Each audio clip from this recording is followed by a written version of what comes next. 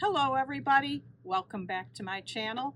My name is Maureen O'Connor from Quilters Heaven in Northbrook, Illinois, and I am the Opinionated Quilter. Today's episode, number 44, is part 3 of the Scrap Fabric Challenge. But before we get to that, let's get to my opinion. In my opinion, binding is the worst part of quilting. If you know me, you know I can't stand to bind and try to find every way I can out of doing it.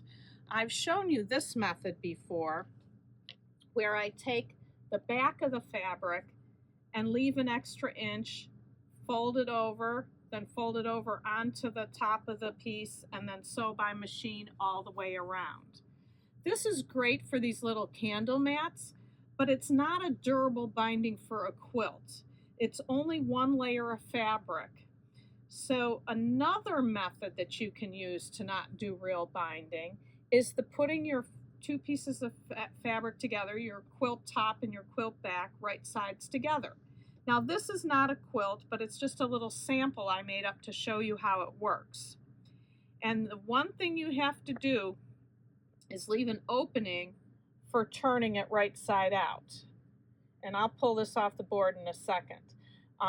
The big tip that I want to give you, and I learned this from Sandra Betzina on a very old PBS sewing show, but you start off of the piece, you come down a half an inch, and then go around, stop at a half an inch, use the half an inch seam allowance all the way around, and then stop, and then just don't stop here, go off the quilt so that you've got these two pieces here. And what that's going to do for you is when we turn it inside out, it will put your pieces already pointed in and make it easier to do the last stitch around.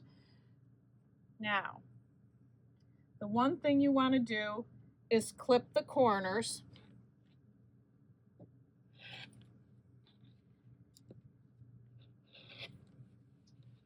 And then we're going to turn it right side out.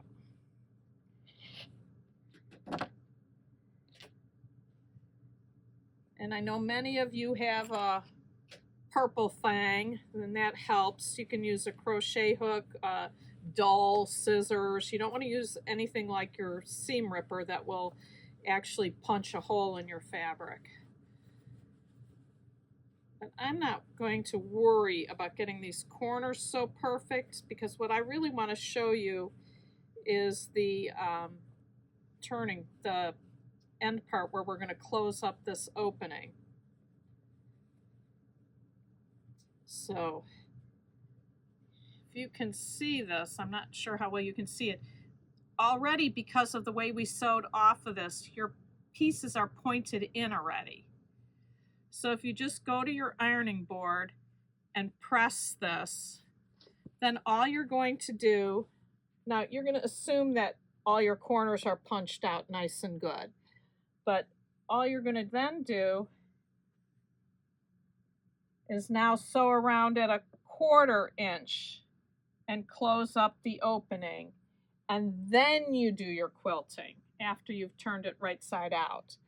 So I don't think I would use this for a huge quilt, but placemats, hot pads, baby quilts, it's a really good option to make your binding much less painful because you're skipping the binding altogether and making a faux binding.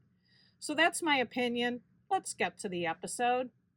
Here we are at part 3 of the Scrap Fabric Challenge. Remember the first quilt that I pulled from the scrap pile, grays, black and whites, and navy.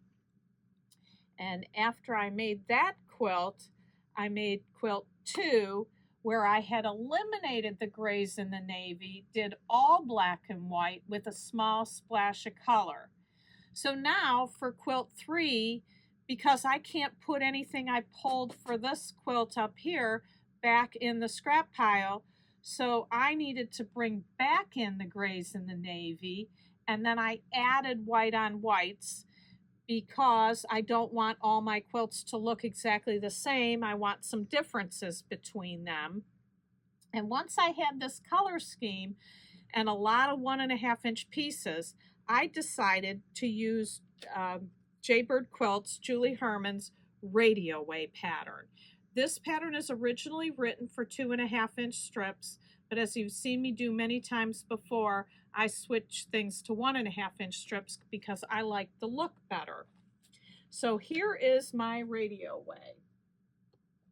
And mine is 11 blocks across by 15 blocks down. So it's 55 by 75 without a border. Now, one tip I want to give you, I don't remember if I've done it before, is I have not decided on a border for this, but this has a lot of not backstitched edges on it. So before I fold this up and put this away while I'm mulling over borders, I would do a stay stitch all the way around. You can use a little longer stitch. 3 is fine, 2.5, 3 is fine. And you want it less than 1/4 of an inch, like about 1/8 of an inch. So when you do add the borders, it'll be covered up and inside the seam allowance. But it'll protect these edges from coming open while it's being handled. So that's quilt number 3. This is not quilt number 4, but it is the pattern that quilt number 4 is going to be.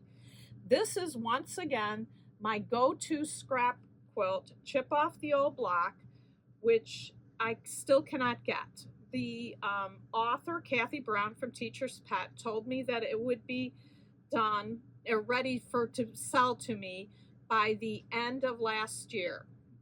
After following up with her again, she told me mid this year. So I can't sell you the pattern on this right now. But this is a 2-inch version. Mine will be a 1.5-inch version. So now I have all the scraps left from my previous 3 quilts. And there's actually even more at home, but I've got a bag of things here. I have things I've already cut into 1.5-inch strips, but not cut into the right sizes yet. And here you may recognize these. These are the squares and rectangles from the very first one. I had all those grays and this navy was predominant in it. So I have these all to cut up still. So while we're waiting for the pattern, if you're doing the challenge with me, you can start cutting your fabric. And I've shown you how to do this before.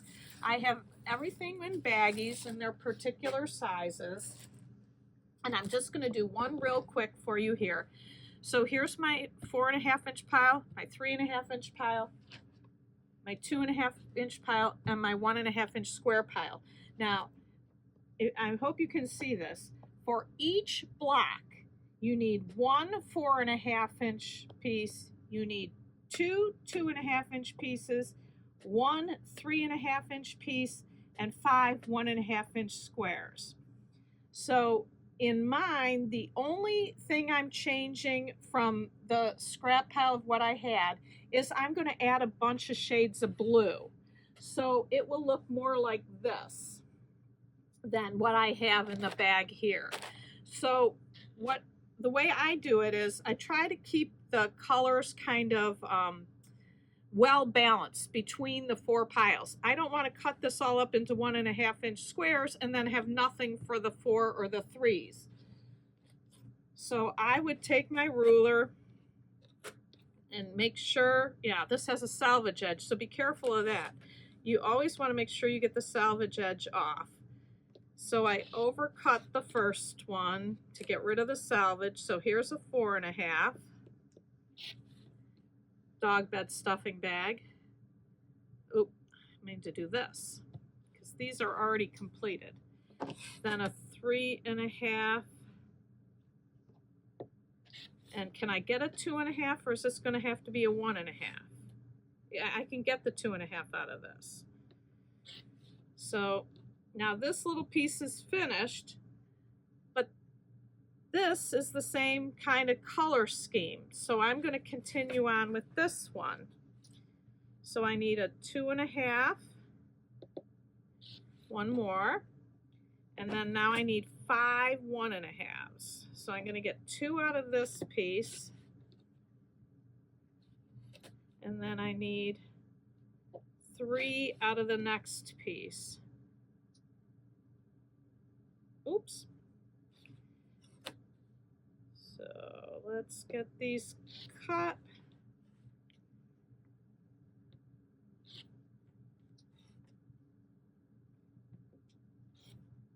And that's too small, so that's going to be dog bed stuffing bag. So here's 5. So once I get my 5 1.5s, 2 2.5s, 1 3.5, 1 4.5, I move them up into the completed pile.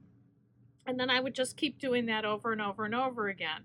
So at any time I count these 4.5s, I will know how many completed blocks I have. So if you want to keep cutting these, put them in baggies, and then once we are able to get you the pattern again, you'll have all your pieces cut, ready to rock and roll, make quilt number 4, and not put anything back into your scrap pile. So I hope you enjoyed today's episode. I just want to quick say to everybody, I really appreciate all your kind comments, all the nice things you have to say. Please continue to like, share, and subscribe, and I do love your comments. Until next time, happy sewing.